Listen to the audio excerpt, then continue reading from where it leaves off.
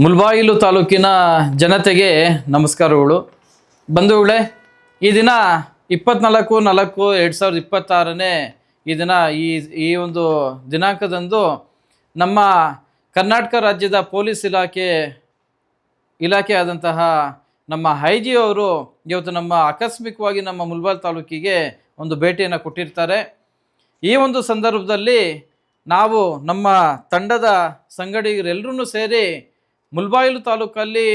ಕಾನೂನು ಬಾಹಿರ ಚಟುವಟಿಕೆಗಳು ಏನು ನಡೀತಾ ಇದೆ, ಇದ್ರ ಬಗ್ಗೆ ಒಂದು ಸೂಕ್ತವಾದಂಥ ಒಂದು ಮೆಮೊರಂಡಮ್ನ ನಾವು ಕೊಡಬೇಕು ಅಂಥೇಳಿ ನಮ್ಮ ನಗರದ ಸ್ಟೇಷನ್ಗೆ ನಾವು ಹೋದಾಗ ನಮ್ಮ ಐ ಜಿ ಸಾಹೇಬ್ರನ್ನ ನಾವು ಭೇಟಿ ಮಾಡಿ ನಮ್ಮ ಒಂದು ಕಾನೂನಿನ ಬಾಹಿರ ಚಟುವಟಿಕೆಗಳು ಏನಿದೆ ಅನ್ನೋದ್ರ ಬಗ್ಗೆ ನಾವು ಸೂಕ್ತವಾಗಿ ನಾವು ಐ ಜಿ ಅವ್ರ ಹತ್ರ ವಿವರಣೆ ಕೊಟ್ಟಂಥದ್ದು ಇವತ್ತು ನಡೆದಿದೆ. ಬಂಧುಗಳೇ, ಇವತ್ತು ಈ ಒಂದು ಮುಳಬಾಗಿಲು ತಾಲೂಕಲ್ಲಿ ನಡೀತಿರ್ತಕ್ಕಂಥ ಒಂದು ಘಟನೆಗಳ ಬಗ್ಗೆ ನಾವು ಹೇಳೋದಾದರೆ, ಅಕ್ರಮ ಗೋಸಾಗಾಟ ಆಗಿರ್ಬೋದು, ಅಕ್ರಮ ಕಸಾಯಿಖಾನೆ ಆಗಿರ್ಬೋದು, ಮತ್ತು ಲವ್ ಜಿಹಾದ್ ಅನ್ನುವಂತಹ ಒಂದು ಉಗ್ರವಾದಂಥ ಒಂದು ಕೃತ್ಯ ಆಗಿರ್ಬೋದು, ಜೊತೆಗೆ ಅಕ್ರಮ ಮರಳು ಸಾಗಾಟ ಆಗಿರ್ಬೋದು, ಮತ್ತು ನಮ್ಮ ಹಿಂದೂ ಸನಾತನ ಧರ್ಮದ ದೇವಾಲಯಗಳ ಒಂದು ಮೆರವಣಿಗೆ ಮುಖಾಂತರ ನಾವು ಹೋದಾಗ ಒಂದಷ್ಟು ಅಧಿಕಾರಿಗಳು ಅದನ್ನು ಅಡ್ಡಿಪಡಿಸುವಂಥ ಕೆಲಸ ಮಾಡುವಂಥದ್ದಾಗಿರ್ಬೋದು. ಇತ್ತೀಚೆಗೆ ನಮ್ಮ ಮುಳಬಾಗಿಲು ನಗರದಲ್ಲಿ ಕೆಲ ಯುವಕರ ಒಂದು ಜೂಜಾಟ ಆಗಿರ್ಬೋದು, ಮತ್ತು ಪಾನ ಮೊತ್ತ ಏನಂತೀವಿ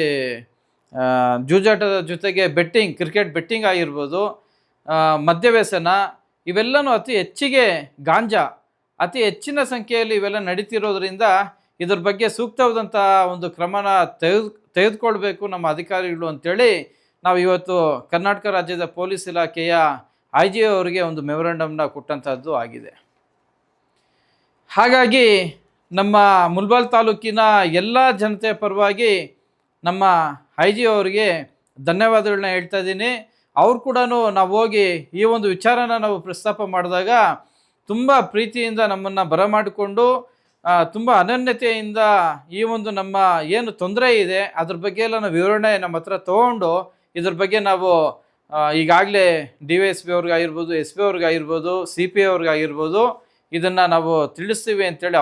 ಅವ್ರ ಮುಂದೆನೇ ನಮಗೊಂದು ಭರವಸೆಯನ್ನು ಕೊಟ್ಟಿದ್ದಾರೆ. ಸೊ ಹಾಗಾಗಿ ಮುಳಬಾಗಿಲು ತಾಲೂಕಿನ ಪೊಲೀಸ್ ಅಧಿಕಾರಿಗಳು ಈಗಾಗಲೇ